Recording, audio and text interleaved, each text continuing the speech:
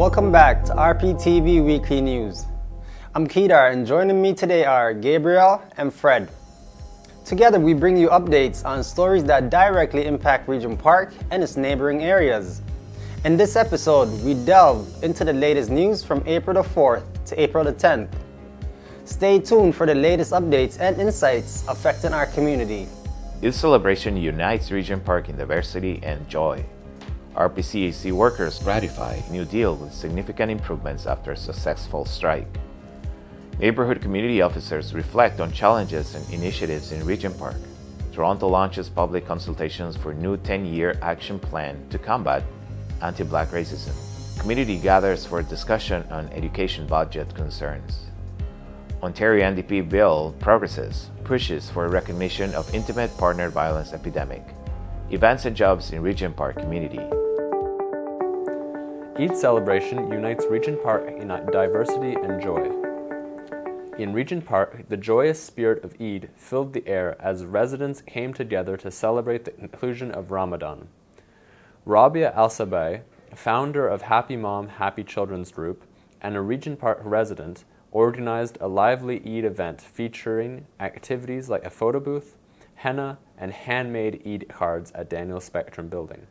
Every detail reflected the spirit of togetherness and celebration that defines this special occasion.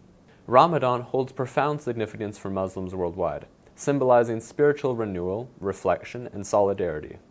In Regent Park, where a significant number of Muslim residents observe Ramadan, these celebrations underscore the community's commitment to diversity and inclusivity. By coming together to honor and support one another's traditions, residents strengthen bonds and foster a sense of belonging and mutual respect. Hi, Eid Mubarak everyone. Assalamu alaikum. Eid Mubarak for people who celebrate and people also who's not. I hope this month, the celebration brings blessings and peace and joy to all our community, all Canadian community. Today, as you see behind the scene, we are celebrating the end of Ramadan. After 30 days, we fasted. So today our kids and us are celebrating. And you can see those beautiful girls. Do you want to come join us? Yes, we have meet and greet. We have toys drive by Healing as One. And we have, yes, free drinks and stations. The kids, you see, they are enjoying their time. And we have face painting, we have henna there. We have also food to boot. So you can tell people are happy on their faces. I guess the happiness, you see it, the joy. They're enjoying their time. Meet and greet, we called it. So it's event hosted by us, my team and myself, Happy Mom, Happy Children. We are trying to make those moms and their kids happy, to bring little joy. We have some food, we have some coffee. We set up this table so the kids can design their own. Do you want to walk with me, maybe? I'm so happy to see them, how they are enjoying their time. And the moms, they're having time to take photos, and the kids are here. They're making their Eid cards for their beloved ones. And we have Ilona, wonderful volunteer, wonderful, who was here before time. I said 10 o'clock, she was here 9 o'clock. The commitments she has, she's wonderful. She's amazing, very professional. So we have photo booth there. And we thought about this because as Muslims, we dress and we wear, after 30 days fasting, we wear clothes. We arrange that. So we want to capture the moment. We want to have, something that people can come and gather. They take photos together as friends, family, community. So it's not only families, actually. It's neighbors as well, friends. So group, classmates I saw earlier. So it's so nice to see that. And the first time actually we tried it in Regent, and I would love to go with this every year. It's going to be maybe annually, I guess, every Eid. But I'm so glad to put all of this together. So I'm happy that people are enjoying their time. We have Hamza here. Hi Hamza, Eid Mubarak. I didn't see you today. Eid Mubarak. Eid Mubarak. Assalamu alaikum. Eid Mubarak. This event is, as you know, Eid comes twice a year. So Eid al-Fitr, actually, we back home and here in this, everywhere Muslims, they gather after they pray. They gather and they go for food, or they have, food picnic, or they have food in a restaurant, or they go to maybe they book a photographer, or they have some fun for their kids. So we decided actually to have this because we have many families in the region. They are not, unfortunately, able financially to provide that for their kids. And also in the surrounding communities. It's not only Regent Park. So, and also, it's so funny that we have other families, they're not even Muslim. So they came to enjoy. Oh, thank you so much. So we want to bring people together. We want to Muslim and non-Muslim and non-religion, and non-religious. So anyone can join. Anyone can join us, can enjoy our event. It's a free event, and capturing moments and also making memories.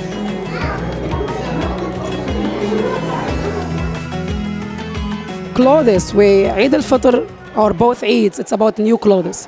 So today, actually, I'm not even wearing new clothes. It's just abaya that always people, when they see it, they like it. So I decide today to wear it because it makes me happy, feel happy. So today, for us, it's a special day because we wear the most beautiful in our closet.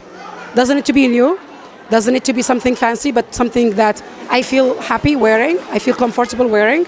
And also people have the chance to wear their own culture clothes. So if you look at the back there, you see different culture, different from Pakistan, from India, from South Africa, from North Africa, Arabs, everywhere, casual, everywhere. People are, just happy to wear their clothes, proud of. So it's wonderful, meet and greet. First of all, Eid Mubarak to everyone who is celebrating today. We're here in Regent Park at Daniel Spectrum, the hub here in Regent, and we're celebrating the month of Ramadan that just went by.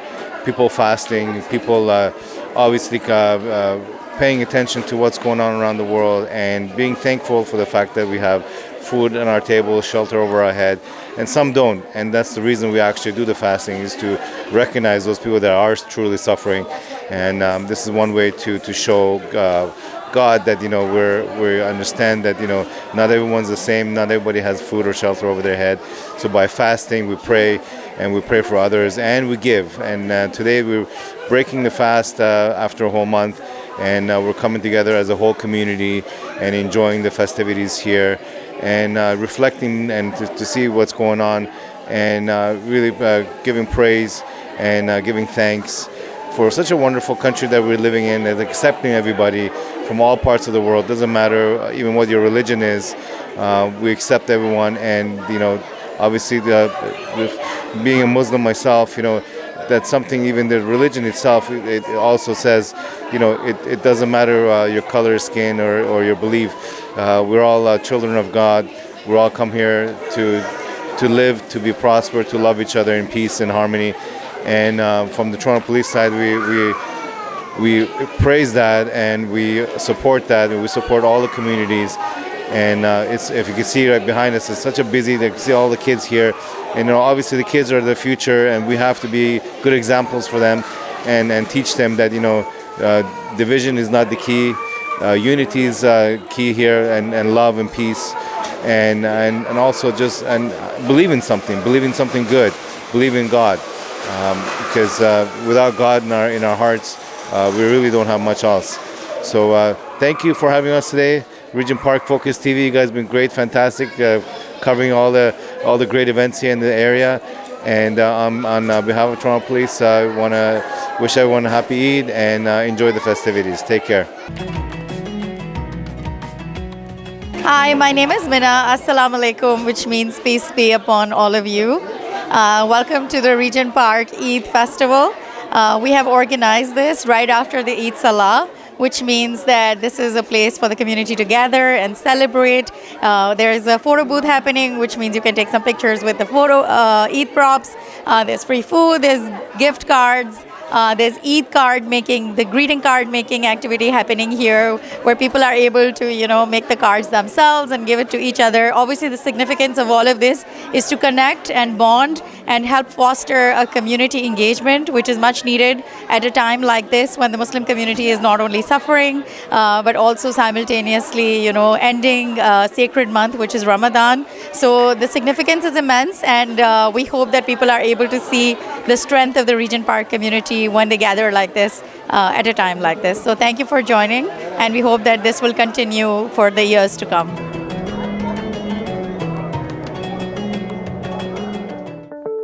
Neighborhood community officers reflect on challenges and initiatives in Regent Park. Since our last interview with neighborhood community officers Farzad Gatbi and Mirsha Biga in February of 2024, Regent Park has experienced a mix of developments, both positive and challenging. Despite commendable community efforts, a recent shooting has cast a somber cloud over the neighborhood, underscoring the ongoing need for vigilance and support. Join us as Officers Gatbi and Biga shed light on the pressing concerns and initiatives underway in Regent Park, offering a glimpse into the tireless efforts of community police to ensure the well-being of its residents. We're glad to be here with Regent Park Focus TV. Obviously, we thought you guys we would not be able to really be able to communicate through you guys there to give all the stats and all the updates, so we really do appreciate it. As far as the last quarterly meeting that we've had, we can share a few things. Yes, it's been pretty busy. We can certainly say that we still have a very special detail that's only designated for Regent Park, which is we have a police scout car with 2 police officers who are patrolling Regent Park 24 hours a day, 7 days a week. They're not responding to any calls. They're just there for visibility and safety, which has already paid dividends given our unfortunate last homicide we just recently had. We were able to actually capture the person who was accused of committing these murders. So that alone has paid a lot of dividends when it comes to investing in having this extra police car patrolling Regent Park, and not to mention the fact that it does deter a lot of crime, just having a car going around the area. As well, we have your neighborhood officers like us who are there all the time during the day, going to businesses and schools and all the stakeholders, just doing our regular visits and catching up and finding out what needs to be done to make sure the community stays safe, to make sure that we work together, to make sure that we continue to have programs to bring to this region here, so that we stay vibrant, we stay connected, and we stay obviously transparent. As far as statistic, we know just in the last couple of weeks, one of our primary response officers working doing the 911 calls, they were able to stop a vehicle here in Regent Park, which resulted into an arrest of multiple people in the car with an illegal handgun and also ammunition. So that was a pretty significant arrest that happened just not long right after the homicide that we had in Regent Park. So we're pretty confident that we definitely stopped something that was about serious to happen. Whether it would happen here in Regent Park or outside of here, regardless, it definitely was stopped. So that was very significant. Us ourselves, we're dealing with a lot of thefts, either motor vehicle thefts or bike thefts. In our case, we had electric bicycle, which I know a lot of people do have. We were in the area on foot, and we had someone approach to us that his electric bike was stolen. Lucky enough, he had air tags on the e-bike, and we always encourage, when something like this happens, please report it. Don't take actions on your own. And this individual approached us, and we were able to use the GPS on the air tag and actually locate the very expensive e-bike here in Regent Park in one of the buildings here. We were able to go floor by floor and eventually locate this e-bike and be able to give this e-bike back to the individual. So lesson is here is like whenever people buy bicycles or electrical bicycles or scooters, make sure that gets registered through the Toronto Police website. There's a link there where you can put in your serial number and register with Toronto Police. So that way, if something happens, we're able to at least try to use that as our evidence to try to get that vehicle back. So it's important to do that. And also, it's important that, if something like this does happen, to contact the police to make sure that we can help. Don't take any actions on your own, because you never know who you're going to be dealing with. So that's another stat that we can bring forward for you guys. We're still doing our regular patrols in Regent Park, and we also just do our Zoom meetings. It's very important to have this communication going in order for everyone to know what's happening, and basically understanding that everyone's doing their part, and hopefully by communicating whether through a Zoom meeting or whether it's in person or here even with the Focus TV, we're able to address whatever the issue may be before it escalates into something else. And so that's pretty much it since we had our last quarter meeting. Well, just like Farzad mentioned before, our focus is to be present in Regent Park during our shift 7 days in a row. We try to be present. We try to patrol the area and answer to all the calls from the sometimes directly addressed to us on our work cell phone. People are calling us. The more they know our contact and they know what we're doing and what area we respond to, they call us directly. But sometimes there are calls generated by our dispatchers come through the emergency line. We try to respond to those. But additionally, we do have several programs running right now. One I can mention is it's a fitness program for young people in Regent Park. This is run with the funding from Proaction Cops and Kids, where we have a group of youth from the neighborhood. We meet on a bi-weekly basis at the community center. The community center is graciously lending us the space so we can conduct these workout sessions. We also talk about healthy lifestyle, nutrition, and obviously the kids, they have a lot of questions, so we try to guide them and provide them with the best influence possible. With the seniors, I can tell you we have Muslim Welfare Center that operates out of the Fred Victor building at 40 Oak Street. They have a weekly Sunday meals program. We are involving our volunteers, many students from Police Foundation, Centennial College, and other volunteers from the area. We get them involved in assisting us with the Meals on Wheels program, where we're actually bringing meals to the seniors in 252 Sackville Street, and we assist in distributing these free meals, which are extremely important for the elderly population here. Not only the aspect of providing them with a warm meal, but also they really appreciate having someone show care and attention to them. They feel isolated and abandoned many times at that age. They lost a lot of their families or friends, and sometimes we're the only ones knocking on their door for the week. Additionally, there's a program led by other volunteers from the neighborhood on Wednesdays where they conduct like a dance program and a fitness program custom for elderly residents in the same building. Other than that, we also stay in touch with the EP students. EP is a Youth in Policing initiative. Sometimes we are able to bring them to the community and assist us in the various events and activities that take place in the neighborhood.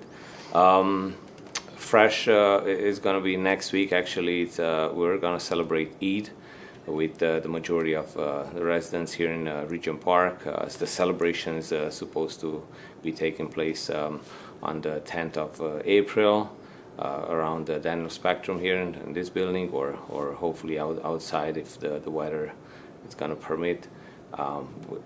Actually, it's this week. Sorry. So yeah, we're going to be definitely engaged with that. Also, on top of in the same line, we're paying a lot of attention to the religious establishments here in Regent Park. We have several mosques, and due to the international tensions, in the Middle East, we want to assure everybody that we're impartial and we're here to support everybody to express their faith, express their feelings, and we try to mediate and bring calm and reassurance that Toronto Police is there, to support and assist and obviously serve all communities. RPCHC workers ratified new deal with significant improvements after successful strike. Regent Park Community Health Centre workers have approved a new 2-year collective agreement after a successful 2-week strike. The agreement, negotiated after significant improvements over initial offers, includes wage increases of 4% and 3.5% in the first and second years, respectively. Additionally, benefits have been enhanced and improved health and safety provisions have been implemented. The RPCHC workers, who provide vital services such as overdose prevention, mental health care, and primary health care, will return to work on April 8th with wages retroactively paid from April 1st. The agreement also ensures that if RPCHC receives additional funds allocated for wage increases, the employer will meet with the union to finalize the allocation of these funds to the workers. The successful strike demonstrates the workers' commitment to fair compensation and respect, and their unity in fighting for quality health care for the community. Hi, I'm Kirsty Millwood, local president for OBS 25115. I'm the frontline worker and I'm on the bargaining team. Yesterday, the bargaining team met and we have been able to come to a tentative agreement for our workers. Tomorrow we'll be able to vote to ratify. So if all the workers are in support of the contract, then we'll be back to work on Monday. And we're excited to be back. We've been wanting to be back to work for 2 weeks. This has been an incredibly hard 2 weeks, but it was the right thing for our workers to ensure we get a fair contract, a fair deal, and get some more respect back to our workers. I just want to say thank you to all of you guys who supported Regent Park Community Health Center. Without your help, we cannot win this fight. But thank you also to our all co-workers of Regent Park. We did it! Thank you! Regent Park, we did it. We stood by our amazing healthcare workers from the Regent Park Community Health Center, and now they have a tentative deal. I just want to thank all of you who showed support to our amazing community members. And let's send a message to the management of the Regent Park Community Health Center that the workers deserve a fair wage, an end to this toxic work environment, and most importantly, restoration of their benefits so that they could continue to serve our community. Community gathers for discussion on education budget concerns. On Tuesday, April the 9th, community members gathered to hear from esteemed guests regarding a pressing issue, the state of education and budget cuts impacting schools. Amidst concerns over the education budget, particularly the cuts proposed by the Ontario Premier Doug Ford, students and educators alike have faced significant challenges under the current government. Special guests including MPP Kristen Wong-Tam, School Board Trustee Deborah Williams, education critic Chandra Pasma, and elementary teachers of Toronto President Helen Victoros convened to provide insights into the budget and address community concerns. The event aimed to offer clarity on the proposed changes, answer questions from attendees, and explore collective actions to improve educational outcomes. My next question is to the MPP for Toronto Centre, Kristen Wong-Tam, who is co-hosting this event for you all. Kristen, what are you hearing from your residents about the state of schools in Toronto Centre? Thank you very much, Jessica, for that question. It's a pretty important one, and obviously why we're all here. And I just want to say thank you to all the attendees who joined us, and as well as the panelists. You're all giving us your time very freely. Our education critic Chandra Pasma, I think, has been really quite blunt and honest about what we're seeing in education. And I think that if I take her comments and distill that to what's happening in Toronto Centre, which is a neighbor of obviously University of Rosedale, I can pretty much say that everything that she's saying is lived experience now in our communities. And the lived experience for a lot of the teachers is that they're overworked. The morale is extremely low. For parents, they are definitely struggling, especially if they have children, I should say, with special needs. The classrooms are feeling crowded. And other things that have come to my attention repeatedly, and my wonderful trustee our wonderful trustee Dee William can confirm this, is that there's a constant ask of the community for more community supports so that they can address the rising violence in the schools. So it's not just student-on-student violence, because that is definitely on the rise, but it's also violence in the classrooms attacking teachers. And you may have some disruptive behavior coming from one student who really needs more time and attention, and they're not getting the support and help that they need. In some other instances, I'm hearing about parents who are really quite angry about the fact that the capital facilities are not being well maintained. So we're not seeing a lot of new funding with respect to addressing the capital backlog. So not only are we not building new schools, as despite the fact we've got a growing population, the schools that we have are also aging. And if there was ever a lesson that we learned, is that during the COVID pandemic, everyone was scrambling for air filters and air purifiers, and it really was alarming to see how ill-equipped the education ministry was on trying to even deal with health-related pandemic responses. Everybody was struggling, but I felt that the Ministry of Education really dropped the ball on making sure that our students were safe and healthy, and that the teachers and the education workers, the social workers in the schools, plus the administrators and the principals were to be supported. And the other things that I can share is that stories about the struggling parents because of the cost of living is that parents really don't have a lot of anything left over.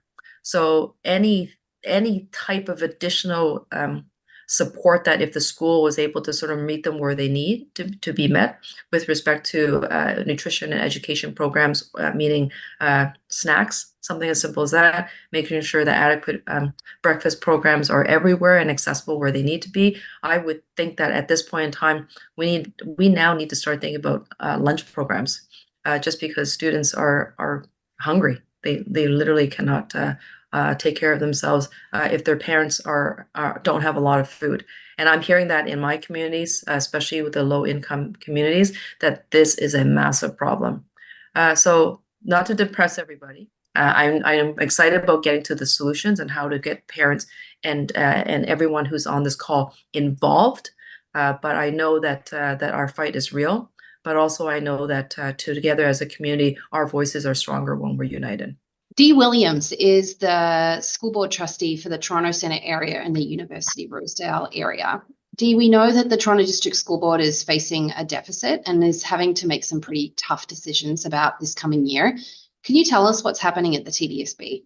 At the Toronto District School Board, we are facing quite a substantial deficit. Looking at a $26.2 million deficit at this point. And, I'm throwing that number out there at the beginning just to give you a sense of the magnitude. But behind all of the numbers and data you hear are actual people, like the students, their families, the education workers, the teachers, the staff. It all boils down to the core of why we're all here. And it's for our public education system to really support the improved achievement and well-being of all of our kids, so they have like the best possible outcome for each child. this budget cycle has been, as difficult as the ones in the past. The proposals the staff had been making to balance the budget resulted in a lot of community engagement.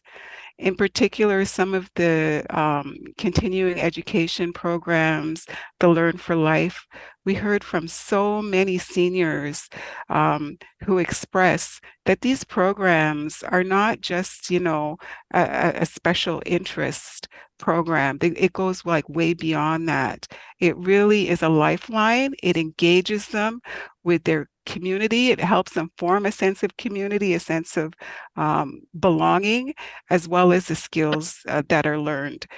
And that's, to some, may seem like a frill. The core of what we're supposed to be doing at this public school board is kindergarten to grade 12.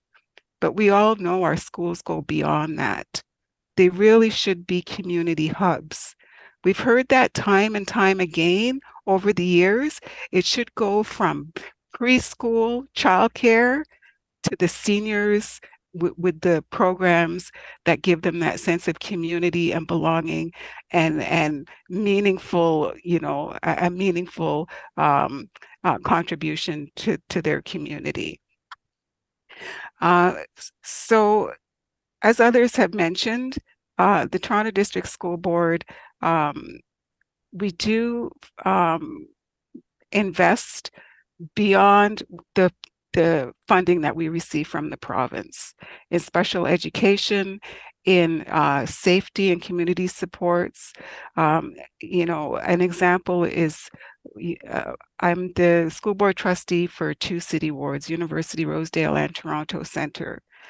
Coming out of the pandemic, there was like a real need for attention to mental health.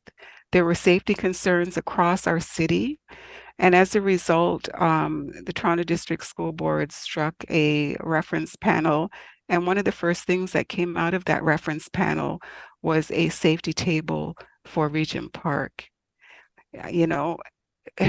There is such a need and importance for the proper investment, the real funding that we need to support all of our schools, all of our students, to keep those class sizes low and reasonable. Like a kindergarten class of 34, kindergarten students, that's not reasonable. We need the proper funding from the province. And folks listening here may or may not know that the Toronto District School Board doesn't have a revenue stream. All of our funding comes from the province. The province holds the purse. So I lay it on the feet of the minister, Stephen Lecce, to come through for our students and our communities.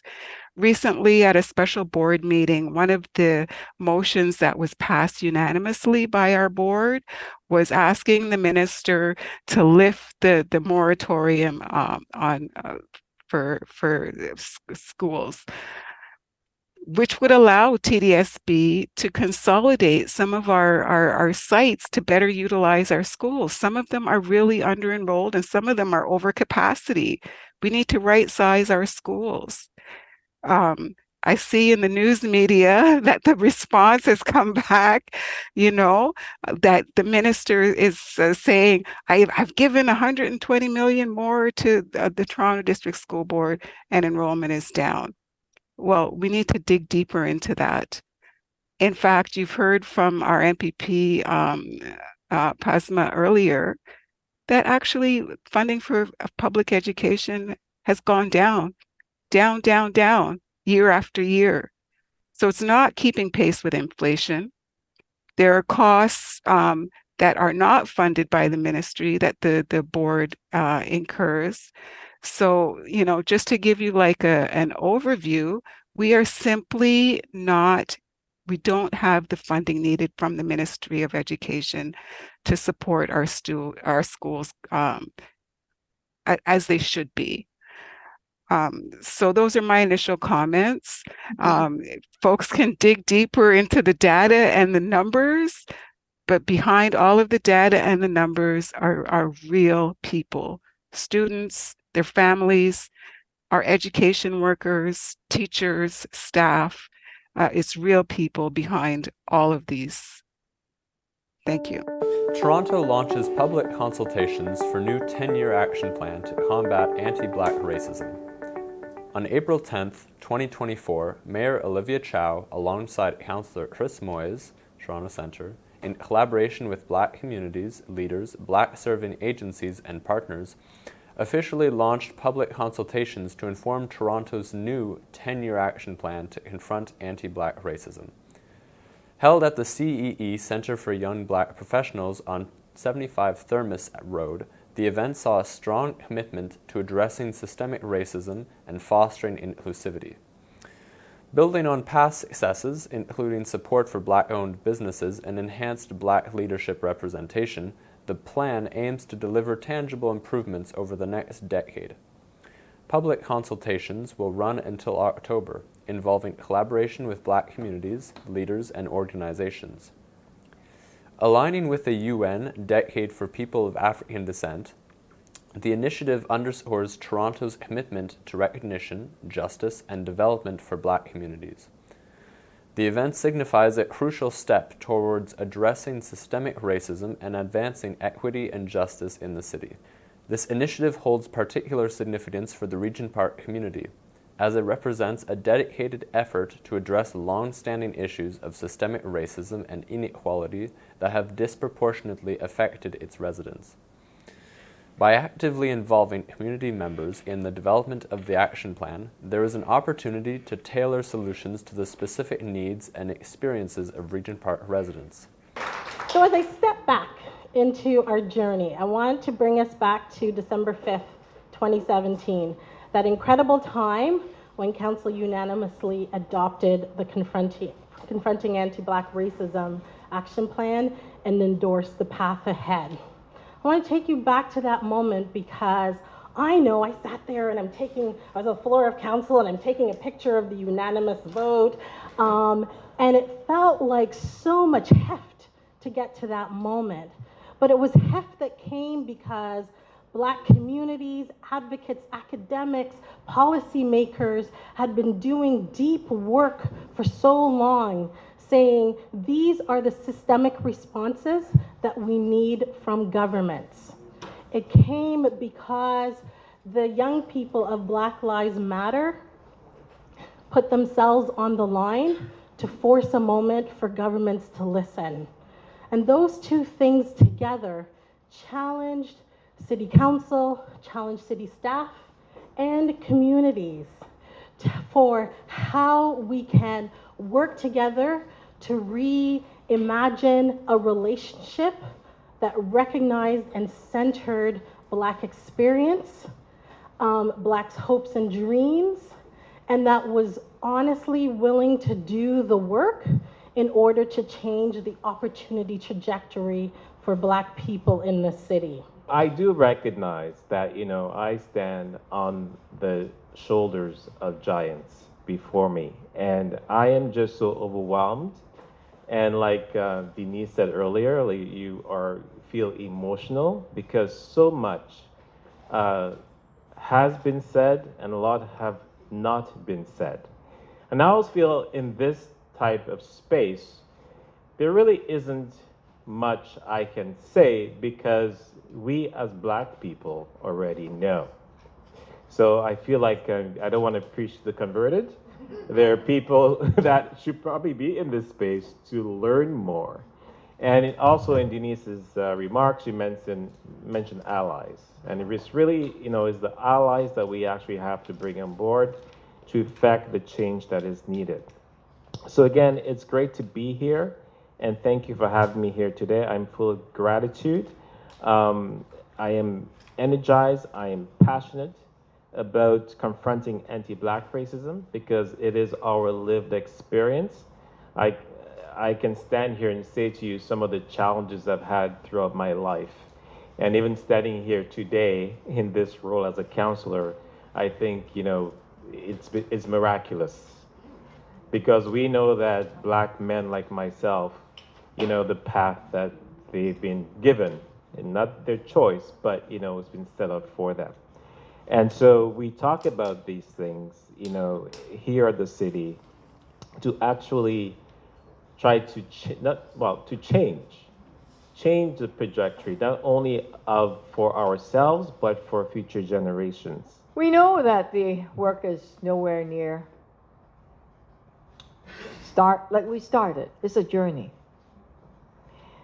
And as it gets along the way, it can get tough. It's up and down, up and down. As long as we hang tight together, stay united, stay focused, stay hopeful, and say we can do this together, it would not be easy. You're talking about systemic changes. System that has been embedded in the psyche and the culture of the city. You and I know that, right? To try to change that, it's not easy. I'm glad we're investing in the arts and culture, but the system, government system, funding system, who gets what say is the power structure. And you and I know that power is never given. You have to go take it, right? And in order to take it, what do? You have to have a plan, have to have a strategy, you have to have a theory of change. If we do this, this will happen. Okay? This is what you're called on to do. Come up with a strategy, with a plan. Ontario NDP bill progresses, pushes for recognition of intimate partner violence epidemic. The Ontario NDP's endeavour to recognize intimate partner violence as an epidemic in the province takes a significant leap forward as their proposed bill advances through the legislative process. With Bill 173 passing its second reading, the NDP initiative aims to address the pressing issues of intimate partner violence and provide essential support for all survivors. The NDP's bill, championed by MPP Kristen Wong-Tam and Lisa Gretzky, garners notable bipartisan support, including a rare standing ovation from all parties in the legislature upon its announcement. 94 municipalities across Ontario have now declared intimate partner violence an epidemic, and that number is going to grow. Cities have taken leadership where the province has failed. And as far as I can see, and the advocates who are here will confirm this, is that this is not a movement that is going to be slowed down. Simply, the crisis is too large. And even during the COVID pandemic, UN health experts called gender-based violence and intimate partner violence the shadow pandemic. We have solutions. Many of them were laid out in the Renfrew inquest. We want to see this government take action. They need to do it as soon as possible and honor the lives of the women lost. And they need to do this as soon as possible to prevent another life loss. And now for events and jobs in the community. Regent Park Social Development Plan Stakeholders Table meeting will take place on April 25th, 2024 from 5 to 8 p.m. at Daniel Spectrum first floor. Deadline to register April 18th. If you are attending virtually, contact sdp.regentpark@gmail.com. The event is open to all Regent Park residents. The meeting is an opportunity to learn what the SDP working groups and committees have been doing in the community and let them know what you would like to see from them in the future. SDP Employment and Economic Development Meeting Co-Chair election on April 16th from 5 to 7 p.m. at Daniel Spectrum, 3rd floor. Help elect 2 new resident co-chairs and get updated on ongoing EED project. Friends of Regent Park invites you to a Regent Park community cleanup on April 20th from 10 to 12 p.m. at the Big Park. Meet by the bake oven and bring your own water bottle. Fred Victor invites you to celebrate Bengali and Tamil New Year on Wednesday, April 17th at 40 Oak Street. From 12:30 to 3:30 p.m., there will be garden, henna, dance performances, and kids' activities. Native Earth invites you to Three Sisters Indigenous Craft Market on Sunday, April 21st from 11 to 5 p.m. at Daniel Spectrum. Come by, bring cash, and support Indigenous vendors. YSM Community Impact Jam is happening on April 18th from 5 to 8 p.m. at 306 Gerrard Street East. Help shape YSM's community development tools, learn about what they can offer your resident group, grassroots organization, or agency. Meals, honorarium, and childcare will be provided. Applications are now open for Dixon Hall Youth Incubator Program, Hospitality and Culinary Training. Start date April 22nd.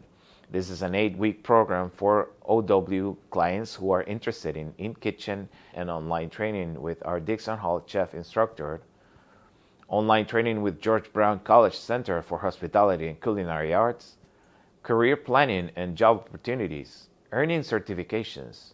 To register, speak to your OW caseworker to get a referral to the program. TCHC or Spaces, your ideas. Tenants can book a TCHC common space for community events or programs. Types of bookings include private events, one-time bookings, recurring events. If you need more information, contact Felicia White at 416-356-7603. And that's all for events and job opportunities. Hope to see you there. And that's all for today's show, folks. My name is Kedar, and my co-hosts are Gabriel and Fred. We would also like to thank our team of researchers that contributed for this week's show. And from our studios located at Focus Media Arts Center, thank you for watching and see you next week.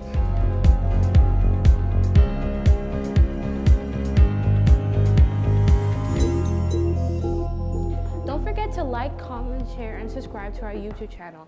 And please follow our social media platforms. For more information, check out our website.